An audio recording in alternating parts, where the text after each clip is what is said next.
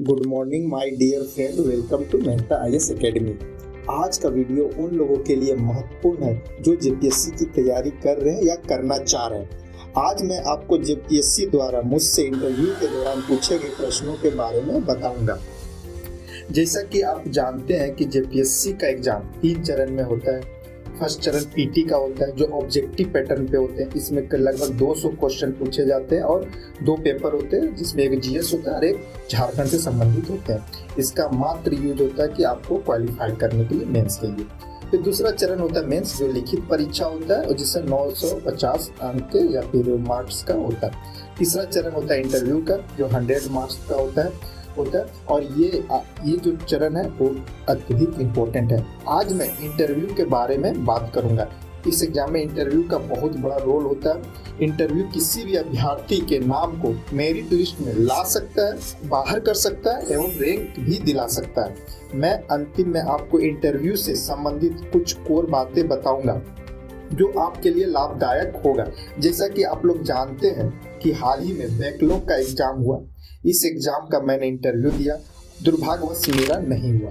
इस बार का इंटरव्यू पिछले इंटरव्यू की तुलना में कुछ चेंज दिखाई पड़ा, अर्थात यहाँ पे कुछ आपको पैटर्न में चेंज दिखाई देगा जो कि मैं आपको बताऊंगा कि कहाँ क्या चेंज हुआ है। इस बार सभी लोगों का इंटरव्यू रैपिड फायर मोड में लिया गया। मतलब कहने का आशय यह है कि आपसे प्रश्न पूछा जाएगा और तुरंत दूसरा प्रश्न पूछा जाएगा बिना आपका आंसर कंप्लीट हुए।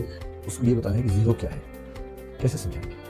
समझाएंगे सर नंबर सिस्टम समझाने के लिए हम कुछ वस्तुएं ले सकते हैं, जैसे सर वैल्यूज का प्रयोग कर सकते हैं या फिर फल ले सकते हैं और उसको दिखाकर उसकी क्वांटिटी के बारे में बता सकते हैं ताकि वो खेल खेल में सीख सके। पहले जीरो समझाना ठीक रहेगा, पहले एक समझाना ठीक रहेगा? सर एक समझाना ज़्यादा अच्छा रहेगा सर मेरे हिसाब से। ठीक है, उसके बाद सर उसके बाद मतलब जैसे वो संख्याओं का ज्ञान होता रहेगा तो सर फिर जीरो समझा देंगे कि कोई चीज़ नहीं है यहाँ पर। और माइनस कैसे समझाएंगे? सर माइनस का ऐसे समझा सकते हैं जैसे सर मैं उन बच्चों को मतलब 3 या 4 कोई चीज़ें दे दूंगा और उसमें से कोई एक चीज़ ले लूंगा तो मैं कहूँगा देखो मैंने आपसे ये चीज़ जो वापस ले ली है, मतलब आपकी तरफ से कोई चीज़ चली गई है, वो घटाओ का ये इसमें से माइनस। और इस तरह से बहुत स्पीड में दिया जा रहा था ताकि जो भी इंटरव्यू दे रहे हैं उन लोगों का ब्रेन ज़्यादा सोच ना सके। तो आपको इसको लेके भी आपको रेडी रहना होगा। मेरा इंटरव्यू जेपीएससी के जो चेयरमैन हैं नीलिमा क्रिकेटा उनके बोर्ड में पड़ा था और लगभग 35 मिनट उससे अधिक ही मेरा इंटरव्यू चला और इस दौरान मुझसे 30 से 35 प्रश्न पूछे गया था। फिर मैं स्टार्ट करता हूँ कि मैंने कैसे कैसे प्रोसेस मेरे साथ हुआ था और क्या क्या प्रश्न पूछा गया था। मैं सर्वप्रथम चेयरमैन के गेट के पास खड़ा हुआ, वहाँ पे मैंने बोला मैम को मैं आई कमीन मैम। फिर मैम बोली कि कमीन। फिर उसके बाद फिर मैंने अपने चेयर के पास जहाँ अभ्यर्थी बैठते हैं वहाँ पे खड़ा होकर सभी को गुड मॉर्निंग बोला। उसके बाद फिर मैडम बोली कि आप यहाँ बैठ सकते हैं, तो फिर मैंने वहाँ बैठा, थैंक यू बोला। इसके बाद हमारा इंटरव्यू शुरू होता है। मैडम पहले बोली कि आप अपना इंट्रो दो, तो मैंने अपना इंट्रो देना शुरू किया। तो इसमें मैंने 4 बातों को रखा, मेनली नाम, जिला, एजुकेशन एंड वर्क, जो भी मैं जॉब कर रहा हूँ उसके बारे में, और थोड़ा बहुत एग्जाम वगैरह के बारे में मैंने बताया। फिर उन्होंने मुझे तुरंत दूसरा क्वेश्चन पूछते हैं कि हजारीबाग की, क्योंकि मैं जिला हजारीबाग बताया था, तो उन्होंने पूछे कि हजारीबाग की विशेषता बताओ। तो मैंने हजारीबाग का विशेषता बतलाना शुरू किया। जैसे कि मैंने फर्स्ट बोला कि फर्स्ट डिस्ट्रिक्ट बना झारखंड का, यहाँ पे कई प्राचीन स्थल है जैसे बड़का गांव में इसको वगैरह, फिर पर्यटक के लिए अच्छा स्रोत है, फिर एजुकेशन का हब है और कई प्रकार के खनिज पाए जाते हैं। मैंने इस सब का एक्सप्लेन कर ही रहा था। तो तुरंत मैडम पूछती है कि हजारीबाग किस प्रकार से झारखंड के विकास में सहयोग कर सकता है। अब उनका क्वेश्चन था इस संदर्भ में, तो मैंने इसमें कृषि का एक्सप्लेन किया, उद्योग को बोला, पर्यटन को बोला, खनिज बोला, सेवा क्षेत्र, निवेश आदि का मैंने, औद्योगिक पार्क वगैरह सबका मैंने उल्लेख करना शुरू किया। तो उन्होंने तुरंत, जैसे मैंने मिनरल का बात किया, मिनरल में पूछी कौन सी मिनरल पाए जाते हैं, तो मैंने बता दिया। उसी दौरान मैं माइका का भी नाम लिया। तो उन्होंने फिर दोबारा पूछते कि माइका का उत्पादन कोडरमा से क्यों कम हो गया और वर्तमान समय में कौन सा राज्य सबसे अधिक उत्पादन कर रहा है। तो मैंने यहाँ पे फंसा था, लेकिन मुझे पता था कुछ बातें, जैसे कि फॉरेस्ट पॉलिसी के कारण हम लोग माइका का प्रोडक्शन नहीं कर पा रहे थे। फिर यूएसआर विखंडन हो गया जिसके कारण हमारा एक्सपोर्ट कम हो गया और फिर कुछ और उसकी लागत अधिक होने लग गई थी, प्रोडक्शन का लागत बढ़ गई थी। ये सब कारण बताएं, लेकिन मैडम पूछती नहीं मुझे सामाजिक कारण भी बताओ। तो मैं सामाजिक कारण सोचा बट मैं नहीं जवाब दे पाया, तो मैंने यहाँ पे बोल दिया सॉरी मैम मुझे अभी याद नहीं आ रहा। फिर उसके बाद बोली चलो कोई बात नहीं, अब नेक्स्ट क्वेश्चन, वन नीति की सबसे बड़ी समस्या क्या है? तो मैंने वन नीति की सबसे बड़ी समस्या बताना शुरू किया कि इंफ्रास्ट्रक्चर वगैरह में समस्या आती है, फिर इस सब चीज़ों का डेवलपमेंट में थोड़ा सा रुकता है। तो फिर मैडम बोलती नहीं मैं ये नहीं पूछ रहा, मैं ये पूछना चाह रहा हूँ कि कितने प्रतिशत वन होना चाहिए। तो फिर मैंने बोला 33% वन होना चाहिए, मैं ये समस्या पूछ रहा था आपसे। चलिए कोई बात नहीं। फिर उसके बाद आगे नेक्स्ट क्वेश्चन पूछते कि बजट के बारे में आप जानते हैं? तो मैंने बोला कि जी हाँ मैम, बजट क्या होता है पूछी।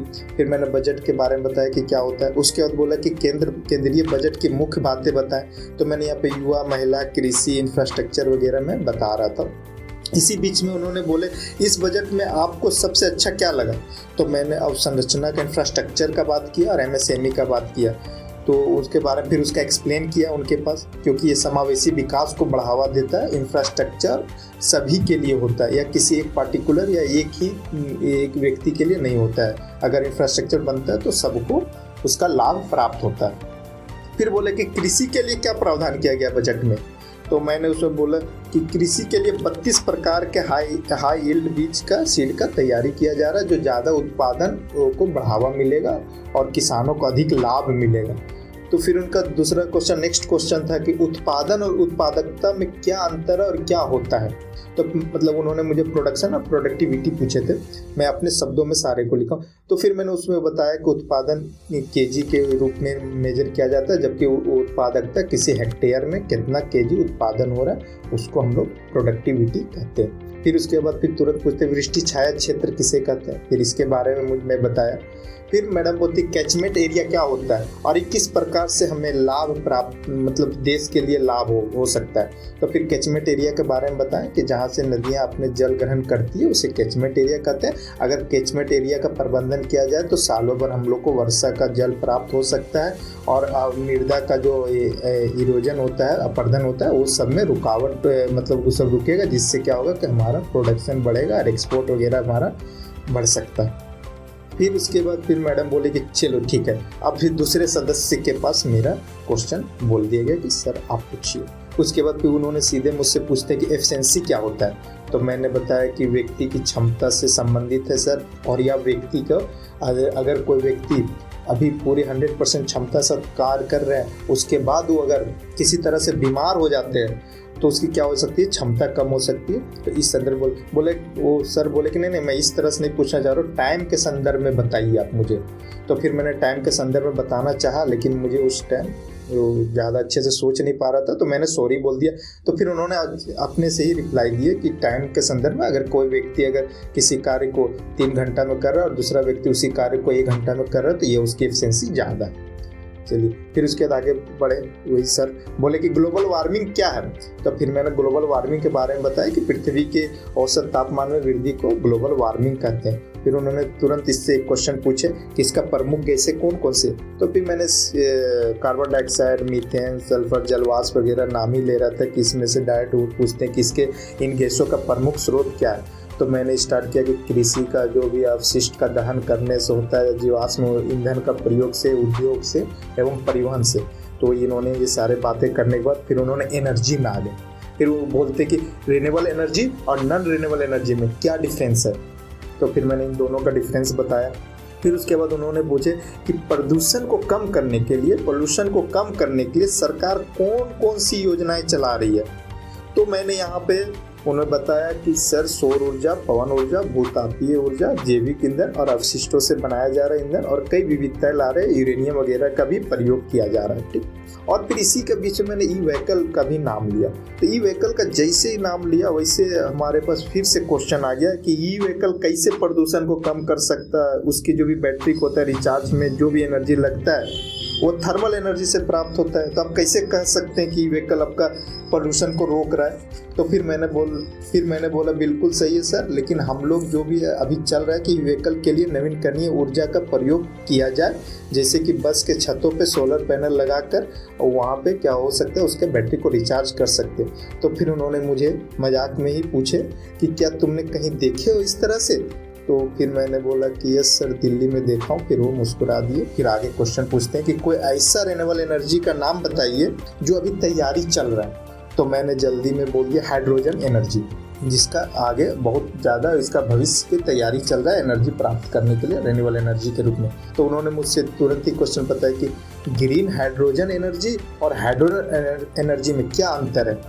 तो मैंने यहाँ पे दोनों का एक्सप्लेन किया। ग्रीन हाइड्रोजन एनर्जी वह एनर्जी होता है जो कि हाइड्रोजन को प्रोडक्शन करने के लिए हमें ग्रीन एनर्जी का ही प्रयोग करते हैं, जैसे सोलर का एनर्जी का यूज कर सकते हैं, विंड का यूज कर सकते हैं, ये सब बोला। फिर उन्होंने बोला कि अच्छा तो ये बताओ मुझे कि ये हाइड्रोजन एनर्जी किस तरह से बनता है। तो मैंने बोला कि वाटर में इलेक्ट्रिसिटी से स्पार्क कराने के पश्चात ये हमारा एनर्जी प्राप्त होता है। तो बोलते इस प्रोसेस को क्या कहते हैं। तो इस प्रोसेस को जैसे पूछते हैं सर, तो फिर मैंने यहाँ पे इस प्रोसेस को भूल गया था। फिर आगे उन्होंने आगे बढ़ते हैं, फिर कहते झारखंड की प्रमुख समस्या क्या है। तो सभी लोग जानते हैं कि झारखंड के प्रमुख समस्या रटा हुआ रहता है शिक्षा, स्वास्थ्य, गरीबी, बेरोजगारी। अब मैंने विस्थापन, नक्सलवाद और पलायन बोला। तो फिर उसके बाद तुरंत एक क्वेश्चन आता है कि इसे दूर करने का कोई उपाय बताइए। तो फिर मैंने वहीं पे बताया कि सर अगर निवेश को बढ़ावा दे सकते हैं, इंफ्रास्ट्रक्चर को डेवलप कर सकते हैं, एमएसएमई को बढ़ाया जा सकता है, कृषि का संरचना के विकास में, फिर उद्योग लगा के जैसे औद्योगिक पार्क वगैरह, फिर पर्यटन को आदि की मैंने बातें किया। फिर तीसरे के पास बोल दिया कि सर आप अब इनसे पूछिए। तो उन्होंने मेरे से फर्स्ट क्वेश्चन पूछा गया कि बंगाल पुलिस और झारखंड पुलिस में क्या अंतर है। तो मैंने इस क्वेश्चन इसलिए मुझसे पूछा गया क्योंकि जब मैंने जॉब के बारे में बता रहा था तो उस टाइम मैंने बताया था कि मैं जॉब बंगाल में कर रहा था, यही कारण है कि मुझसे ये क्वेश्चन पूछा गया। तो फिर मैंने यहाँ पे बताया कि सिर्फ एक ही चीज़ बताया कि यहाँ सर ये उनका वाइट ड्रेस होता है और यहाँ पे खाकी वर्दी चलती है। फिर इसके अलावा और कोई ऑब्जर्व किए हो, एक ही हो। तो फिर मैंने यहाँ पे सॉरी बोला कि सॉरी सर मैंने ऐसा नहीं ऑब्जर्व किया क्योंकि मैंने कभी पुलिस से कोई संबंध वहाँ पे नहीं। फिर आप डीएसपी क्यों बनना चाहते हैं। तो फिर मैंने डीएसपी के जो सबके अलग अलग बातें होती है, मैंने अपना अलग तर्क रखा।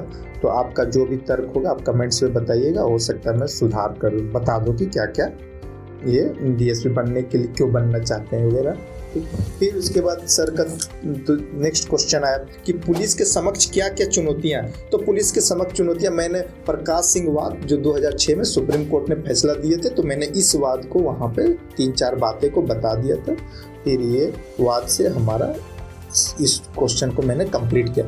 फिर उन्होंने तुरंत एक क्वेश्चन डिसीजन मेकिंग में आ गए। उनका कहना है कि आपको बरी का डीएसपी बना दें तो वहाँ की समस्या बताएं तो और उसका हल भी बताएं। तो मैंने यहाँ पे जब मुझे बनाया गया तो मैं वहाँ पे सबसे पहले यही बोला कि यहाँ का लिस्टिंग करूँगा कि कौन कौन सी समस्या है, फिर क्या थाना उना पुलिस फ्रेंडली है कि नहीं, फिर वहाँ के वर्कर, वहाँ का जो पुलिस प्रशासन के पास तकनीकी कैसा है लोगों का सॉल्व करने के लिए प्रॉब्लम को, फिर इसका जहाँ पे अधिक प्रॉब्लम होगा वहाँ पे ज़्यादा पेट्रोलिंग किया जाएगा, वहाँ के लोगों को ज़्यादा जोड़ा जाएगा। तो ये सब चीज़ों को मैंने फिर जो भी थाना में जो भी कमियाँ हैं जैसे उस सब कमियों को दूर किया जाएगा। जैसे महिलाएं आने में कतराती है, वृद्धा लोग पहुँच नहीं पाते हैं, तो वृद्धा लोगों के लिए ऑनलाइन फॉर्म भरने का वो दिया जाए ताकि कोई भी आसानी से आए, हो ऐसा लगे कि हमारा थाना दूसरा घर है, मैं आसानी से वहाँ जाऊँ, कंफर्टेबल फील करूँ। तो ये सब सारा मैंने कर सकता हूँ। और जिस जगह पे ज़्यादा क्राइम हो रहा है तो वहाँ सीसीटीवी कैमरा वगैरह लगा सकते हैं, वहाँ पे चीज़ों में बदलाव ला सकते हैं, वहाँ के लोगों को जागरूक कर सकते हैं, उनको राइट बता सकते हैं। फिर इस प्रकार से मैंने वो सारी बातें बताई। फिर उसके बाद पूछते कि साइबर क्राइम क्या होता है। तो फिर मैंने साइबर क्राइम के बारे में बोला कि सर ऐसा क्राइम जो इलेक्ट्रॉनिक माध्यम से, इंटरनेट के माध्यम से क्राइम किया जाता है, जैसे कि किसी से फ़ोन करके या करके पैसा ठग लेना, किसी का जीमेल वगैरह से उसकी अपनी निजता को चुरा लेना, फिर अश्लील वीडियो किसी का फैला देना, प्रसारित करना, ये सब सभी साइबर क्राइम का होता है। क्या साइबर क्राइम की कुछ चीज़ें जानते हो। बोले यस सर, जामताड़ा जो है वो साइबर क्राइम के लिए फेमस है। तो बोला क्यों साइबर क्राइम होता है। तो मैंने बोला कि सर अशिक्षा, गरीबी, बेरोजगारी, और वो जामताड़ा बंगाल और झारखंड के बॉर्डर के पास है, कभी भी पुलिस उसको पकड़ना चाहती है तो वो बंगाल के राज्य में चला जाता है। तो फिर उसने मेरा एक बात पकड़ लिया कि अशिक्षा, इन लोग अशिक्षित कैसे हुए जब वो इतना बड़ा क्राइम कर रहे हो, टेक्नोलॉजी चला रहे हैं। तो फिर मुझे यहाँ लगा कि मुझे फंसा लिया गया। लेकिन फिर मैंने यहाँ पे बोला कि सर ये जो काम कराया जाता है किसी एक मास्टरमाइंड के द्वारा और लोगों से काम करवाया जाता है। फिर उसके बाद उनका एक लास्ट क्वेश्चन था कि पुलिस प्रशासन का काम क्या है। तो फिर ये पूछा गया क्वेश्चन, तो मैंने यहाँ पे बताया कि सर वो क्राइम को कंट्रोल करना, कानून व्यवस्था बनाए रखना, जनता की सेवा करना वगैरह इनका पुलिस प्रशासन का मेन काम है। तो इस तरह से हमारा क्वेश्चन हो। फिर लास्ट में मैडम बोलती है कि ठीक है आप जाइए, आपका इंटरव्यू कंप्लीट हो गया। तो उसके बाद फिर मैंने वहाँ से निकला। तो इस तरह से मेरा इंटरव्यू करीब 35 से 40 मिनट तक, लगभग 35 से 40 मिनट तक चला और करीब 30 से 35 क्वेश्चन लगभग पूछे गए थे। तो मैंने आपको 30 के लगभग क्वेश्चन बता दिया और एक दो हो सकता है मैं मिस कर गया हूँ, क्योंकि उस समय प्रेशर में मुझे सारी क्वेश्चन याद नहीं रह सकते, तो 2-4 ही क्वेश्चन मिस किए होंगे। अब चलिए, अब मैं आपको यह बताना जा रहा हूँ कि जो कि आपने अगर जेपीएससी का इंटरव्यू का अगर तैयारी करना और यदि आप 11 से 13 जेपीएससी का इंटरव्यू देने जा रहे हैं तो आपको क्या क्या चीज़ पे काम करके जाना है। और ज़्यादा नहीं है, थोड़ा बहुत है, आप इतना कर लीजिएगा तो आपका बेटर इंटरव्यू जाएगा, बहुत अच्छा इंटरव्यू का आपका अच्छा जाएगा। चलिए, अभी आप सबसे पहले इंट्रो का अपना कंप्लीट कर लीजिएगा। और इंट्रो में ज़्यादा बोलने का ज़रूरत नहीं है। इंट्रो में आप खाली नाम, जिला, एजुकेशन, वर्क और जो थोड़ा बहुत है हॉबी पे मत जाइएगा, हॉबी में फंसा देगा। ठीक, तो हॉबी बोलने की ज़रूरत नहीं है। अगर आपको हॉबी में स्ट्रांग है और आपको लगता है कि हॉबी में नहीं फंसेंगे तब हॉबी डालिएगा ना, तो फिर वो हॉबी से उनको बहुत बड़ा स्कोप मिल जाता है पूछने का, तो आपको उधर जाने का ज़रूरत नहीं है। फिर उसके बाद आप एजुकेशन में आइए। दूसरा पॉइंट, एजुकेशन में आपको ना जो भी आप ग्रेजुएशन किए सब्जेक्ट से, उस सब्जेक्ट में आपका कमांड होना चाहिए।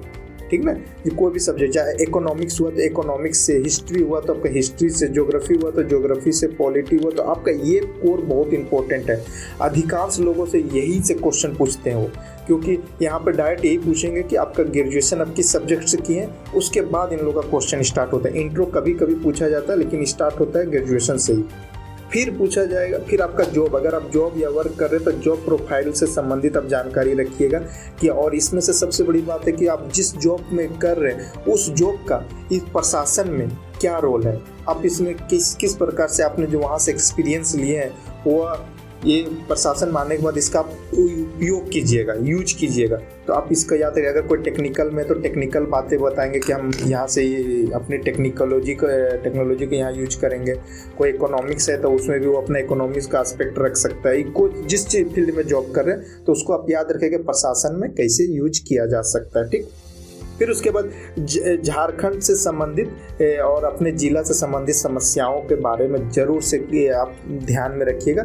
और यह समस्या कुछ नहीं, अगर आपने योजनाएं पढ़ रखे हैं झारखंड के तो झारखंड की योजनाएं से ही आप उसकी समस्याओं को पकड़ सकते हैं। और आपको 20 से 25 योजनाएं याद कर लेना और उस योजनाएं के आधार पर अपना यहाँ की समस्याओं और सारी बातों को आप कर सकते हैं। फिर उसके बाद आपसे ये क्वेश्चन पूछा जाएगा, हमेशा पूछा जाता है सबसे, आप क्यों बनना चाहते हैं। तो आप इसके लिए अपना 8-10 पॉइंट रख लीजिए। कोई एक पॉइंट पे मत रहिए कि आप क्यों बनना चाहते हैं, तो इसके बहुत सारे पॉइंट होते हैं, समझे। अगर आप एक पॉइंट पे जाइएगा तो आपको फंसा देगा, तो बोल दीजिएगा कि सर बनने के पीछे का कई कारण है, आप अपना ABCD बता दीजिएगा। ठीक ना। फिर उसके बाद फिर करेंट का बिग इशू, जो भी बड़े बड़े मुद्दे हैं उससे पूछे जाते हैं। तो इसमें आप इंडिया वर्ल्ड का बड़ा मुद्दा, कोई छोटे को नहीं पकड़ना, छोटा से नहीं पूछता। या फिर झारखंड से संबंधित मुद्दे, अगर कोई बड़ा इशू उठ गया तो उससे संबंधित ये पूछा जाएगा। फिर उसके बाद आपका मेंस का सिलेबस, जो भी आपने मेंस का पढ़े हैं तो उस सिलेबस के आधार पे एक बार आपने अपना नोट्स को रिवीजन कर लीजिएगा, क्योंकि हो सकता है वहाँ से क्वेश्चन पूछा जाता है और वहाँ से एकदम, ताकि आपका वो चेक करता है क्या आपको पीछे जो पढ़े वो आपको याद है कि नहीं। तो इतने सारे आप कीजिएगा तो आपका अच्छा इंटरव्यू जाएगा और आपको अच्छा मार्क्स मिलेगा। आपको यार रैंक भी दिला सकता है, क्योंकि आप जानते हैं कि इंटरव्यू के स्तर पे सभी व्यक्तियों का, लगभग मैक्सिमम लोग का, अपवाद को छोड़ के सभी का नंबर बराबर होता है। 2-4 नंबर आगे पीछे, और वो इंटरव्यू फैक्टर करता है आपको रैंक दिलाने में। अगर आपको यहाँ पे थोड़ा सा अच्छा मेंस में ला रहे हैं और यहाँ पे थोड़ा सा इंटरव्यू गड़बड़ हुआ तो आपका रैंक को नीचे ढकेल सकता है। ये सब बातें आप लोग अच्छी तरह से जानते हैं। इसीलिए आपको जो मैंने 6-7 पॉइंट बताया हूँ, 7 पॉइंट इस आधार पर आप कीजिए, क्योंकि आपका इंटरव्यू अच्छा जाएगा। मैंने भी 3 इंटरव्यू दिया हूँ, 6 जेपीएससी में भी दिया था, 7th में भी दिया हूँ, और अभी बैकलॉग का भी मैंने एग्ज़ाम दिया, इसका भी इंटरव्यू दिया। तो इस पिछले इंटरव्यू में और इस इंटरव्यू में बहुत अंतर हो गया। आपसे रैपिड फायर क्वेश्चन पूछा जाएगा ताकि आपके पास समय कम रहे सोचने के लिए, और उसके बाद आपसे उत्तर मांगा जाएगा कि आप इसका आंसर दीजिए। चलिए, अब मैंने यहाँ पे अपना इतने जो भी बातें थी, जो भी हमसे पूछा गया, मैंने बता दिया। आपको अच्छा लगा तो लाइक सब्सक्राइब ज़रूर कीजिएगा। और मैं इस चैनल के माध्यम से आप लोग को बहुत कुछ बताने वाला हूँ, और बहुत कुछ जानकारी भी दूंगा, क्योंकि मेरा अधिकांश एग्ज़ाम निकल जाता है, बस दुर्भाग्यवश कुछ एग्ज़ामों में सेलेक्ट नहीं हो पा रहा हूँ। चलिए फिर मिलते हैं नेक्स्ट वीडियो में, तब तक के लिए धन्यवाद।